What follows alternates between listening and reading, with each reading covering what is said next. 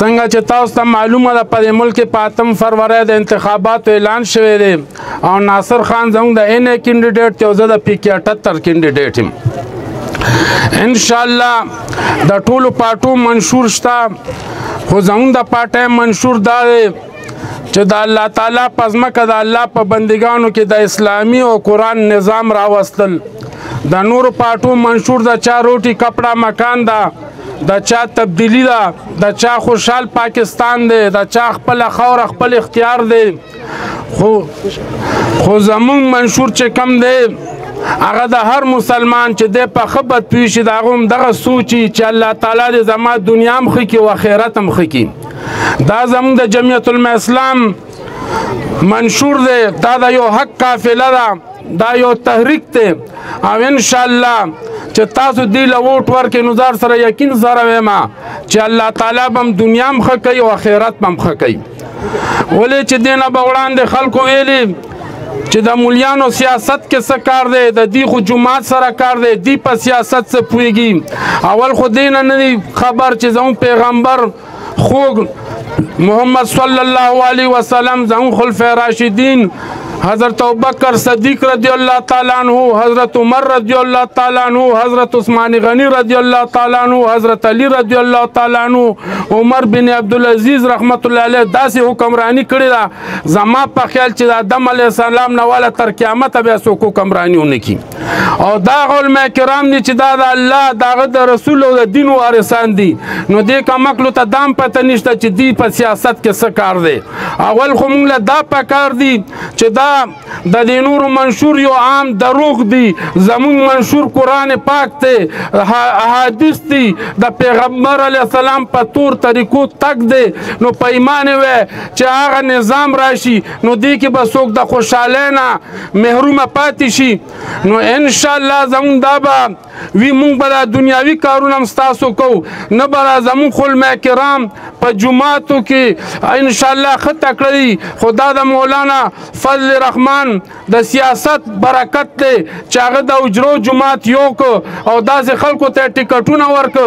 دا تاسو چې ما ته مخامخ ناست یئ دا هم څه ټول علماء کرام نه یئ خو د علماء کرام سره د مینې کولو خلک یئ.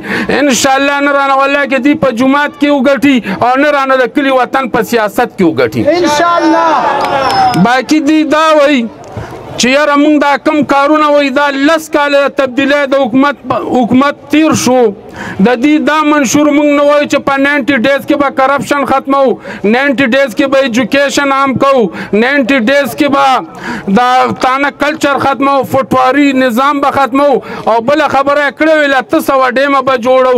زما په خیال دغه د بجلی حل دی او دغه 800 ډیمو ریزلټ دی که نه چې 8 بجلي ورکه شوه. نو انشاءالله زموږ ملک کې ټول مسایل دي، د بجلی شته، د اوبو شته، د ګیس شته، د لارو کوڅو شته، د ایجوکیشن شته، دا ټول مسایل دي. خو موږ به پوره کوشش کوو چې الله تعالی موږ کامیاب کړي. دا سوفیډیری خو زما کلی دی پیشتخر او سوفیډیري یو ده. دا کم چې ولاړ دی کینډیډیټ دا یو 4 کاله ناظم اعلی پاتې شوی دی. د موجوده خلکو کې د یو تن وایي چې ما لیدلی زه به بیا هم چې دا نر سړی و. نو دې نه بعد به دې څه توره کړي او صوبایي حکومت هم د دیو. نو انشاءالله تاسو به ما سره دا وعده کوئ د خپل مستقبل د خاطره، د خپل د بچو د مستقبل د خاطره، د ښه د مسلمانۍ د خاطره. ولې چې په ټوله صوبه کې خیبر پښتونخوا کې خو پښتانه یو ښه مسلمانان دي او انشاءالله موږ به کفارو ته د هغې جنټانو ته به دا ښایو چې مولانا فضل الرحمن په قیادت کې دا پښتانه یو متحد دي او دا ورسره یو. انشاءالله دا ووټ په کتاب له ورکوو او کتاب به کامیابو انشاءالله. ولې چې جمعیت الاسلام یو سیاسي تحریک دی، دا د ظاهرشاه او د ناصر موسیٰ کامیابي نه ده، دا د اسلام کامیابي ده. که ستاسو مدارس دي، که ستاسو مساجد دي، که ستاسو تبلیغي جماعتونه دي، دا د مولانا فضل الرحمن د قیادت په وجه او د جمعیت الاسلام په وجه محفوظ دي. انشاءالله ځانونه هم کېږي. تاسو ډېر انتظار هم وکړو، خبرې خو ډېرې دي او بله فیډر خبرو که په هغې زموږ د چیرمنانو صاحبانو ډېر کار کړی زما سره دا وعده ده چې مونږ خدای کامیاب کړو نو اولنۍ هفتو میاشتو کې به ستاسو د بجلۍ او د دې سوفټویرۍ چې څه مشکلات خصوصي توجه به ورکړو دا زما سره وعده ده انشاءالله دا به کوو زه ستاسو یو ځل بیا ډېره شکریه ادا کوم والسلام ولې چې وخت هم کم دی او ځانونه هم چې مهرباني